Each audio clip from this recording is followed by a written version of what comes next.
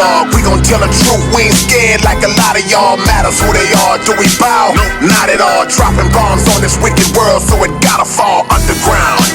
Underground dialogue, we gon' tell the truth. We ain't scared like a lot of y'all. Matters who they are, do we bow? Not at all. Dropping bombs on this wicked world. Tell me, because I know labels, so-called major labels coming at y'all. You got any stories behind any major label type situation like that, and how you handle that? Some people say, man, it ain't come good enough. Yeah, that's good. You know, money went out. We gonna stay like we are.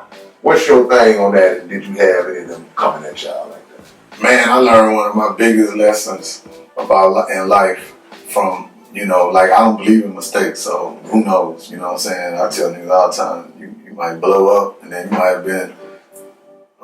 I was in the, I'm answer quick, but when I was in the county during that time when every shit went bad, I was in there, and that's when Aaliyah died in a plane crash. Right.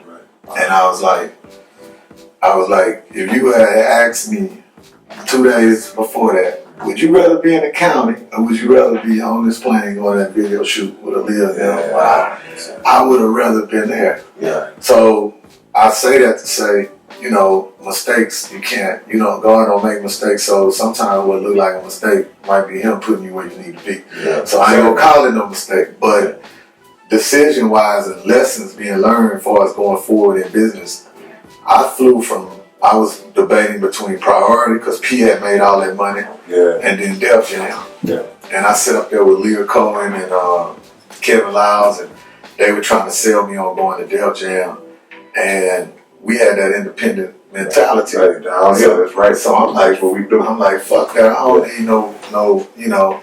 They were like, we're gonna put the machine around. We're gonna put the machine. I'm like, I already got a machine. Right. Yeah. Right. Well, if I had to go back and do it again, I just got that machine because they, even though they was offering a smaller percentage, I think they wanted to do like a 50-50. I got them to 64, some shit like that, and then I went with.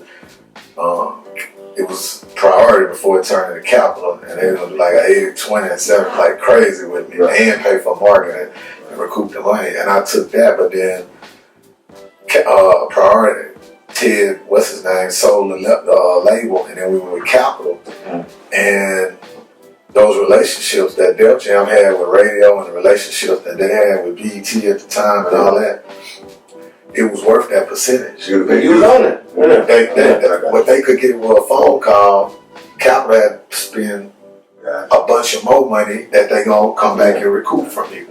So anyway, I often wonder, you know, if I would have went with Def Jam instead, you know, what would have happened with that, because they wanted more.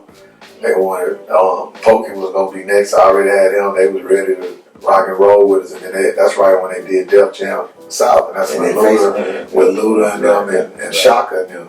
So I always say whatever happened with them could have happened with us. You know what I'm saying? So it's but you can't go back and No, that was my and I tell anybody, man, it's better to have 10% of a mouth than 100% of a head power. Sometimes you gotta. It's that same mentality. I suffer from it too. So I know how critical I hear and throw shit at my niggas and shit about, come on, think bigger. But even I have to challenge myself at times to think bigger, because sometimes it's so easy for us as black people that come from nothing. It's in us to want to hold each other back. It's in us to think small, and we gotta fight that. One thing I got from you, you were saying like your spirit is something that you love to work with others. It's easy for you to work with others. Now, how about the other record labels in Houston? Were they just as easy to work with, or was it some kind of back and forth? How those relationships? Man, I love people, bro. Yeah.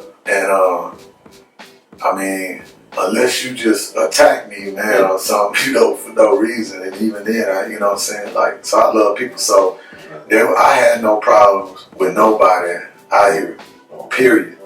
You know what I'm saying? We had no label beef. I ain't had no CEO beef with nobody, period.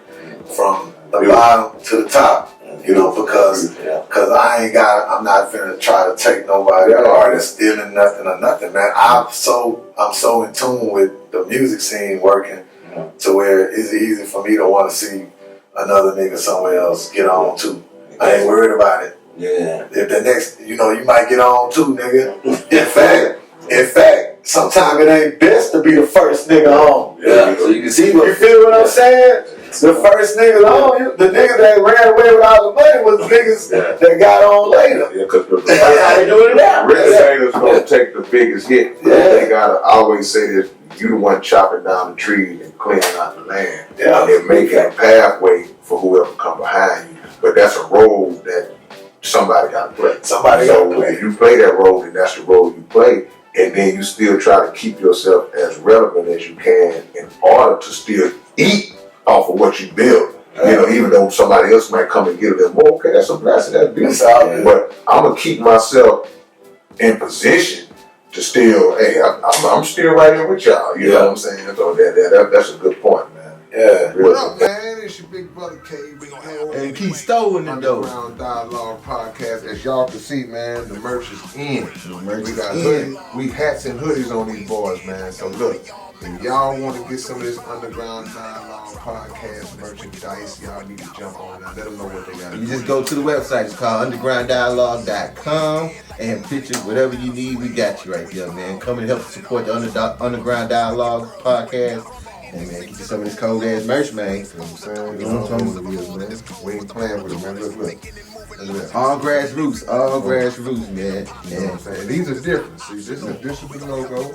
And this is the logo. More of the corporate look. So whatever y'all need, different colors. We don't want to be without this right around time, just in time for winter. Underground Right in time for Christmas. Go to undergrounddialogue.com. Get yours today. Salute.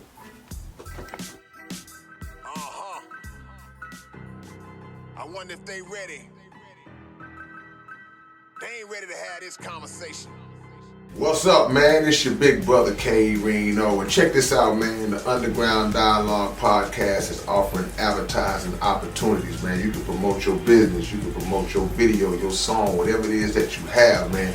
Reach out to us if you're interested in promoting on the Underground Dialogue Podcast. All you got to do is email us at undergrounddialoguepodcast@gmail.com. Get it.